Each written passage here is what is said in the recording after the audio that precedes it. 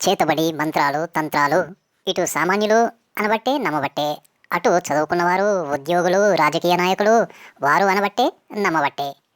ఇక్కడ చూడండి, చేతపడి నెపంతో తల్లి కొడుకుల హత్య.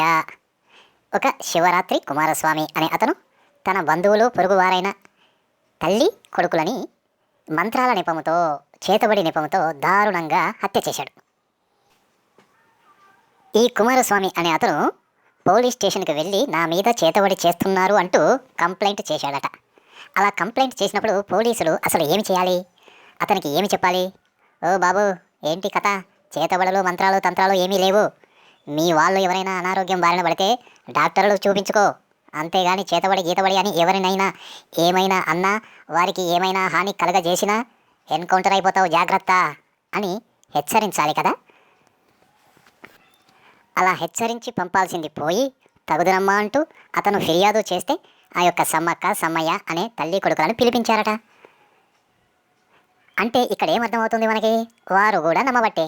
ఎవరైనా కానీ ఇట్లా నా మీద చేతబడి చేస్తున్నారు, మంత్రాలు తంత్రాలు చేస్తున్నారు అంటూ పోలీస్ స్టేషన్కి వెళ్ళి కంప్లైంట్ చేస్తే పోలీసులు ఏం చేయాలి? అతనికి కౌన్సిలింగ్ ఇచ్చి ఈ విషయంలో ఏమైనా ఇట్లాంటి పని చేశావంటే జాగ్రత్త సుమా అని హెచ్చరించి పంపాలి.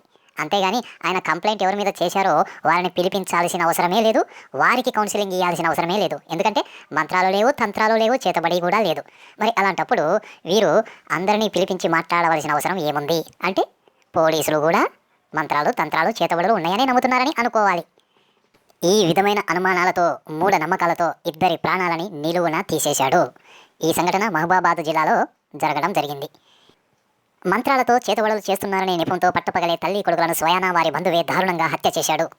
ఈ ఘటన మహబూబాబాద్ జిల్లా గూడూరు మండల కేంద్రంలో మంగళవారం జరిగింది. గూడూరు మండలం బొల్లేపల్లికి చెందిన సమ్మక్క కుమరయ్య దంపతులకు సమ్మయ్య అనే కొడుకు ఉన్నాడు. సమ్మయ్య దివ్యాంగుడు. వరంగల్లో ఆటో నడుపుకుంటూ జీవనం సాగిస్తున్నాడు. కాగా అదే గ్రామానికి చెందిన వారికి బంధువైన శివరాత్రి కుమారస్వామి తన కుటుంబానికి హాని కలిగించేలా సమ్మయ్య సమ్మక్క మంత్రాలు పూజలు చేస్తున్నారని, వారితో తనకు ప్రాణహాని ఉందని పోలీసులకు ఫిర్యాదు చేశాడు. ఎస్ఐ రాణా ప్రతాప్ ఇరువురిని పిలిపించి మాట్లాడారు. మంగళవారం పెద్దల సమక్షంలో మరోసారి మాట్లాడుకుంటామని చెప్పి వెళ్లారు. అనుకున్న ప్రకారం మంగళవారం సమ్మక్క కుటుంబ సభ్యులు స్టేషన్కు వచ్చారు. ఫిర్యాదుదారుడు కుమారస్వామి రాకపోవడంతో పోలీసులు అతనికి ఫోన్ చేయగా తనకు వేరే పని ఉందని మరో రోజు మాట్లాడుకుంటామని చెప్పాడు. దీంతో పోలీసులు సమ్మక్క కుటుంబ సభ్యులను ఇంటికి వెళ్ళమని చెప్పారు.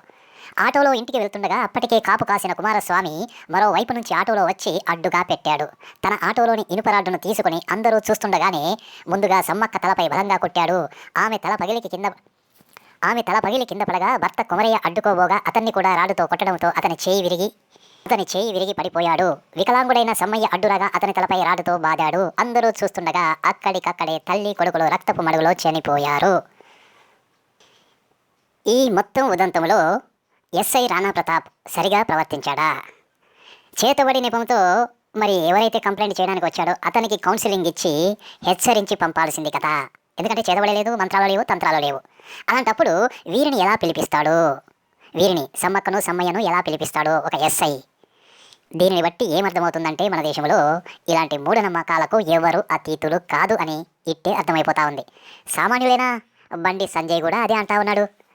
కేసీఆర్ అంట ఈయన మీద తాంత్రిక పూజలు చేయించిండంట. కేసీఆర్ ఫామ్ హౌస్లో తాంత్రిక పూజలకు నిలయమని సంజయ్ ఆరోపించారు. ఫామ్ హౌస్కు వెళ్ళడానికి ప్రస్తుతం ఎవరూ సాహసం చేయడం లేదన్నారు.